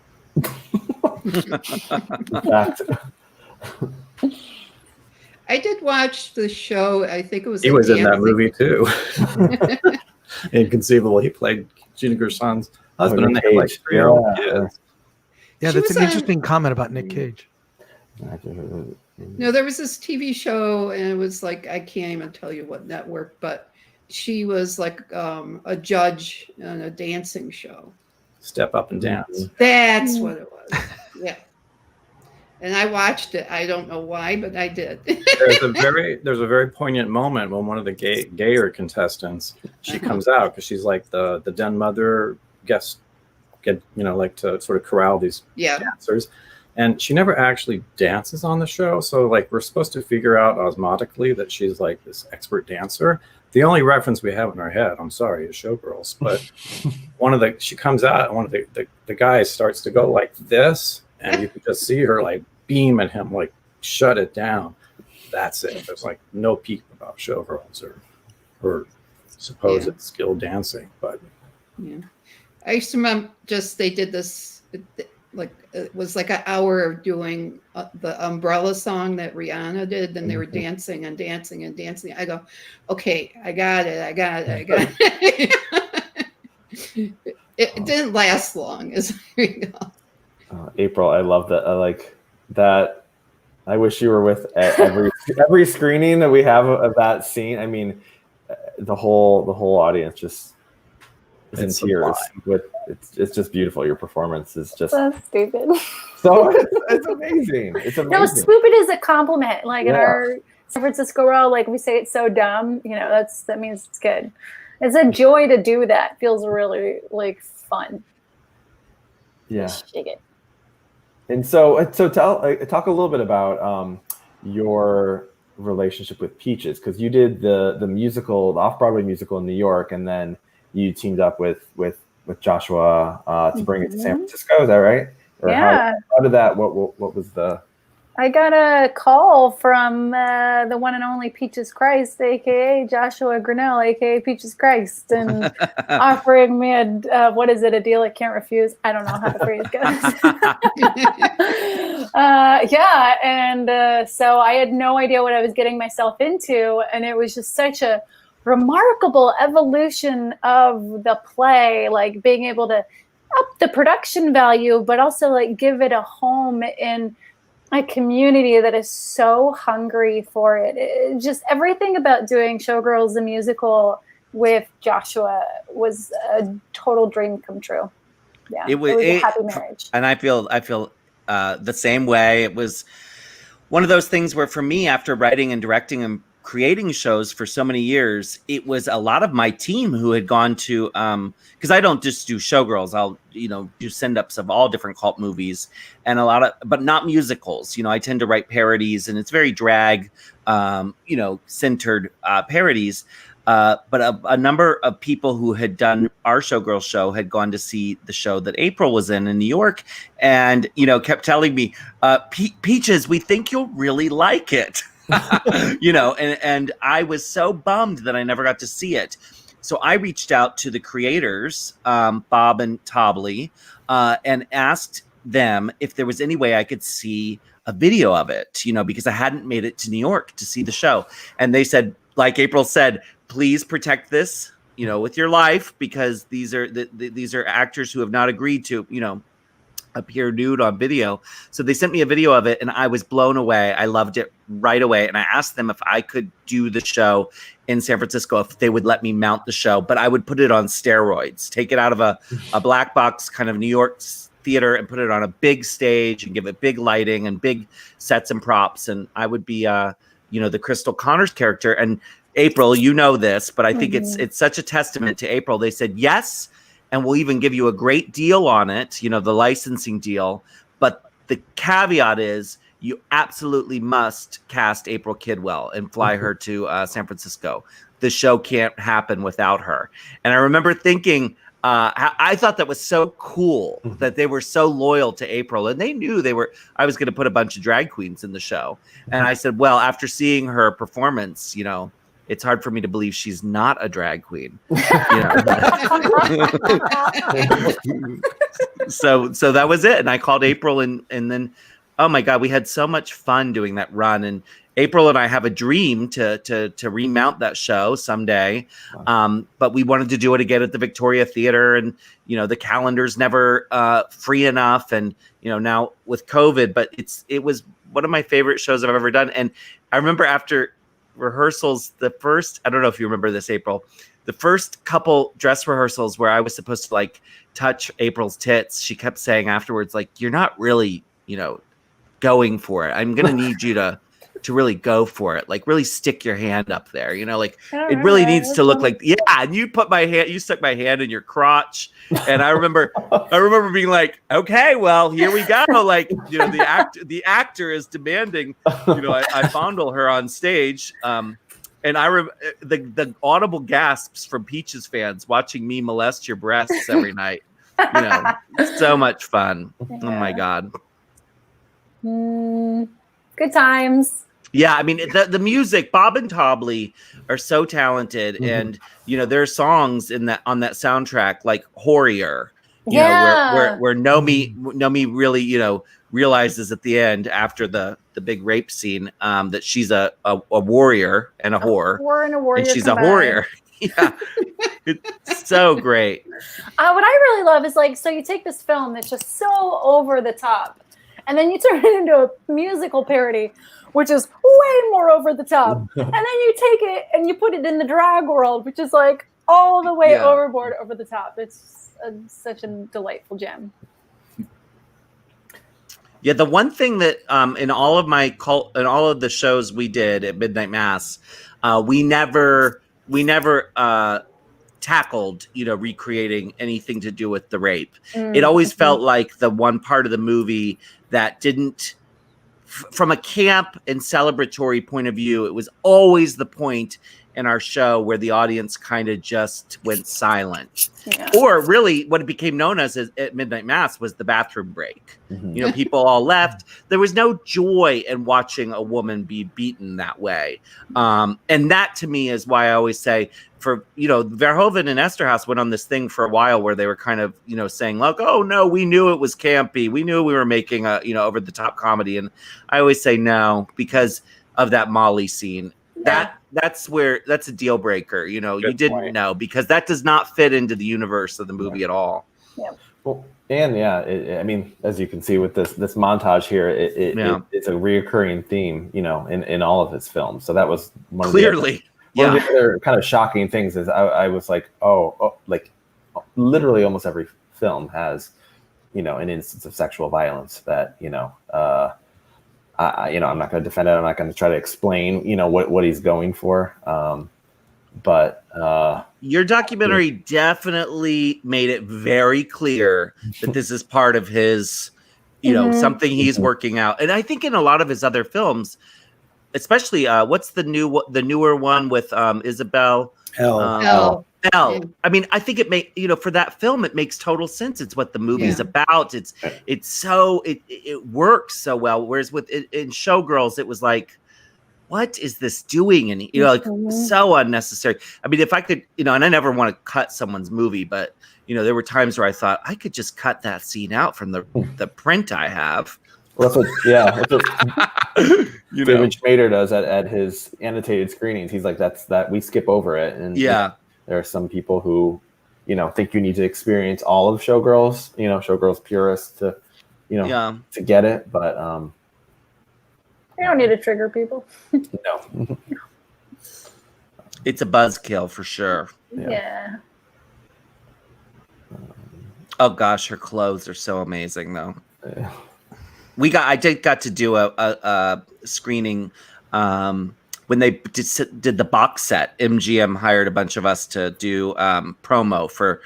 This was after MGM realized they had a cult movie on their hands, and they were gonna try to market it as such. They did this silly box set where they came with shot glasses and stuff. So I have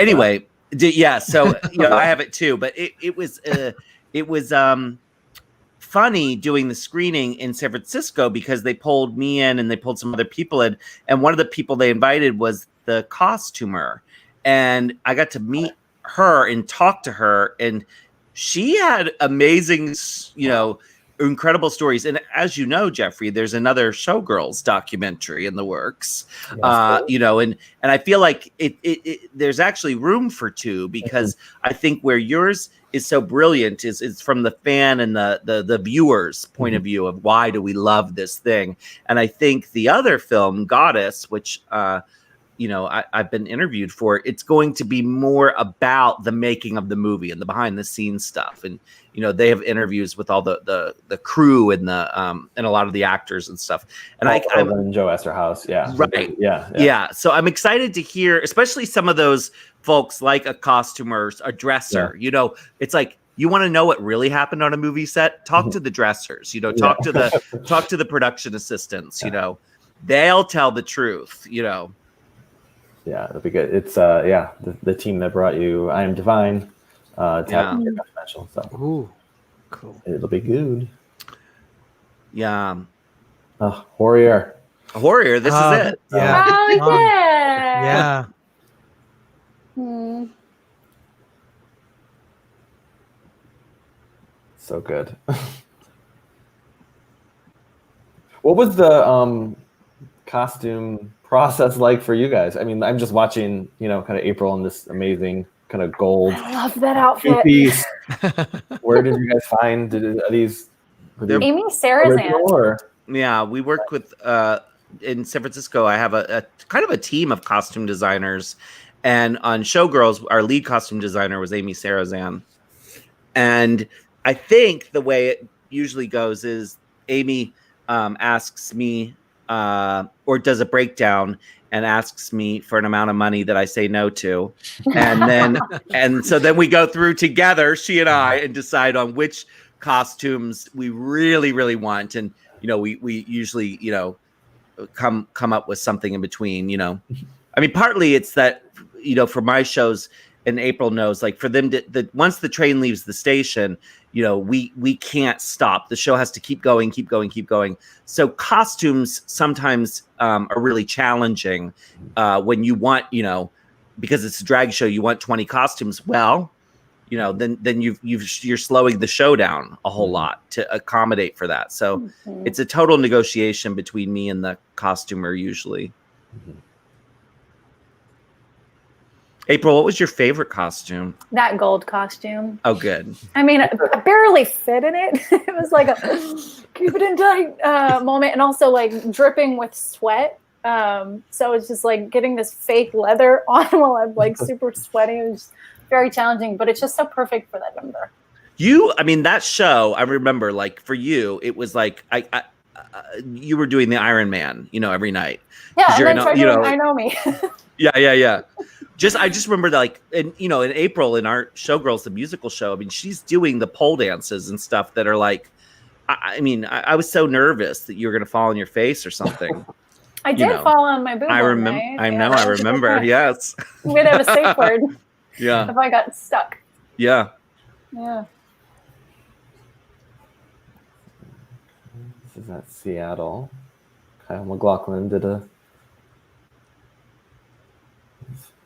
celebrated at the Seattle International Film Festival. But it wasn't the Showgirls. Wow. It was a celebration of him, right? Yeah, celebration of him. Yeah, and one of our contributors, David Schmader, interviewed him for it, and we had this. You know, he's been doing these tours, you know, all across the country, and he was explaining there was this kind of awkward, like, I don't know if he knows, like, that this is what I do on my own, on my free time. But yeah, David Schmader's, you know, Showgirls shows in Seattle are legendary. Yeah. And I'm so bummed that I've never actually been in Seattle at the same time that he's been doing one. I haven't been able to see one either. But yeah, he was doing these shows all across the country, and he explains this in the documentary, but thought he was going to get a cease and desist and was fearing that cease and desist, and one day got a call from MGM, and he called them back, and they wanted him to record the commentary track on the DVD. So, yeah, that was definitely when MGM kind of figured out that there was money to be made from the camp cult audience. So, Jeffrey, a lot of these clips, like, I had never seen before, and so your interview with me, because this is you're talking here, where about these these kind of press appearances or in these shows that Elizabeth appeared on? Like, what was the were you just kind of craving to find any moment where she could have been asked about it, or what was the? Yeah, I was just really curious, like, to be that big of a star and then to become so well known to us, but then just disappear. She appears in like a lot of TV movies in the aughts, which I saw all of.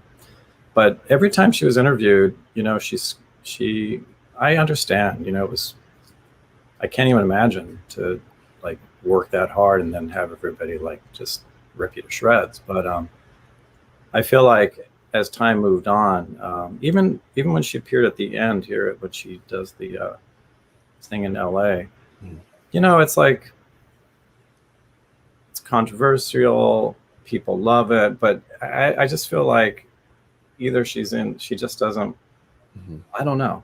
I mean, I guess if somebody said to me, your book of poems is a really over the top camp piece of crap, I think I'd probably be offended too. So well, it's like, people have also slowly kind of come around to Showgirls too, like the people who kind of mocked it and criticized it and made fun of it in the beginning were we're not us, we were, we loved it from the beginning, from the first time we saw it. And so I think that people are now kind of revisiting it.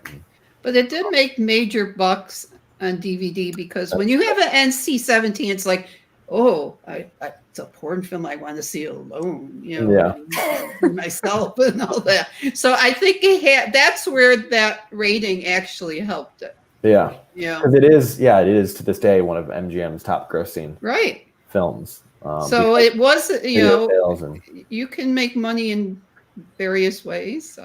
And that's what kind of one of the interesting things about Showgirls is, it kind of puts into question, how we define success, how we define failure, what do we, what's a good film, what's a bad film, if it connects, people are connected to it in, these interesting ways, then, can it really be bad? It's also subjective.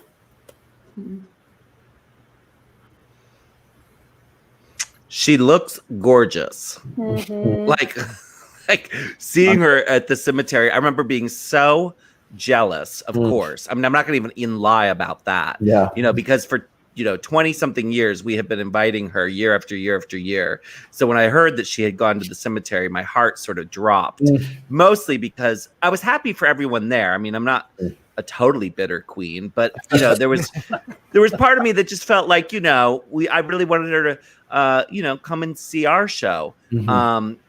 But just looking at her, she's just beaming. She's so beautiful and just glowing. And, I do hope that, this moment and, the embrace of the movie and, just that she finds some of the joy in it that, is really there because, I think, no doubt the film and its reception hurt her deeply. There's no doubt. I mean, we know that.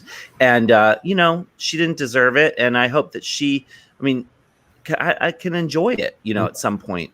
I don't think that, I think that her journey, I'm not going to speak for her, but like, I would imagine everything that she's experienced with the backlash of Showgirls has brought her to the point where she's able to do something like the Ask Elizabeth Foundation and give back to young girls and young women and teach them tools for confidence and self-esteem and resiliency. And so I just think that's a hero's journey, going through the darkness, going through the trauma and the pain, but ultimately all flowers come from shit. So the way you played that, the way you used the footage, Jeffrey, it's like, this is the triumph. This is, this is my favorite shot in the movie. I mean, it's just and it's just so beautiful. It's gorgeous. It just visually perfectly encapsulates Showgirls. And here you have this, beautiful sunset, Nomi sitting on the roof right in front of, the casino, and she's like gnawing on hamburger. It's like, it's just chills. The film is gorgeous. I mean, and the thing about it is like every time we'd screen, a 35 millimeter print of it, me and the film nerds, would sort of stand in the back of the auditorium going, it's beautiful, and it sounds so good. The other thing is the sound design is so great. And, you really need to see it in the theater to, fully appreciate it with a full house. Yeah. And that was one of the things. Yeah. People I think now are kind of talking more about, the achievement on a technical level, and which I think everyone overlooked at the time, not everyone, but, critics. Yeah. Well, I never noticed that you especially thank Rodney Asher.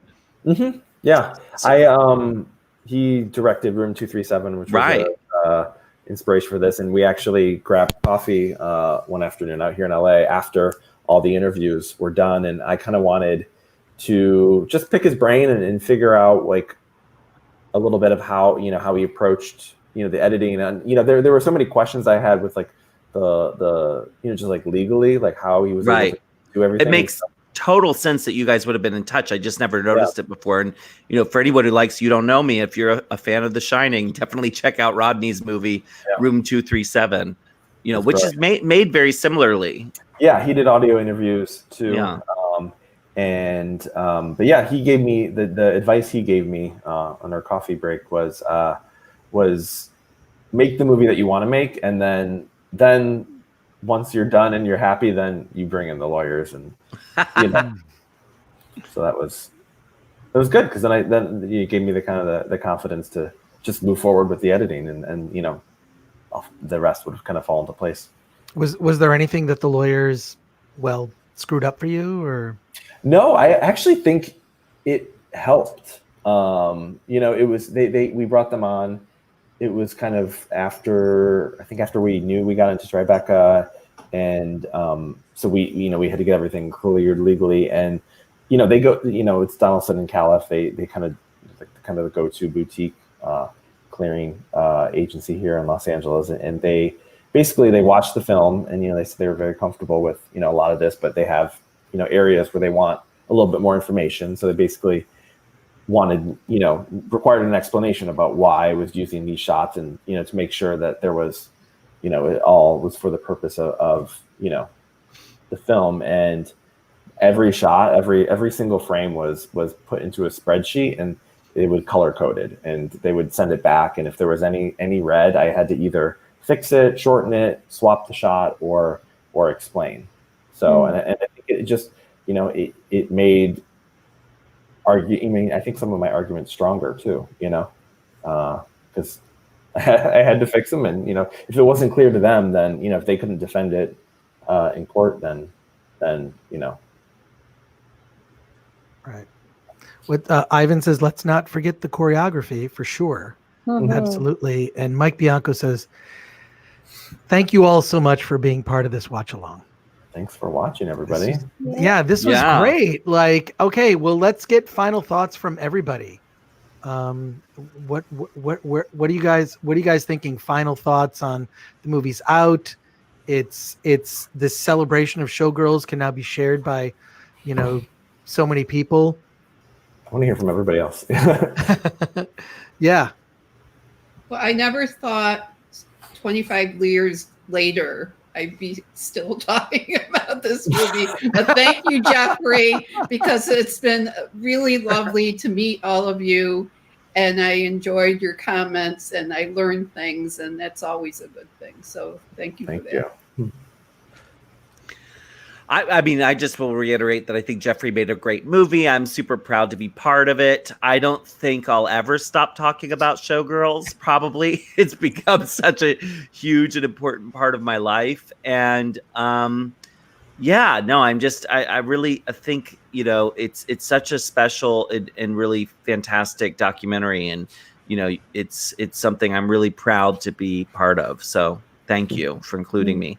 Well, thank you. I had no idea, the first time I watched this film, that it would become such a big part of my life.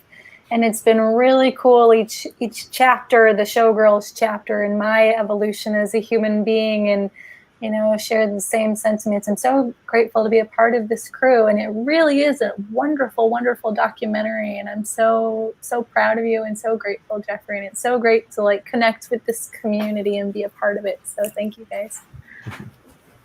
Yeah, I would say that when I very first saw this movie and the joy that I felt, it's like when I got the email from Jeffrey and the initial call about he wanted to talk about the movie. It's just so great to be able to, experience joy again and again, and like the whole world opens up, and I just love that everybody's like taking whatever they find in this film and they turn it into like really beautiful art. So it's great.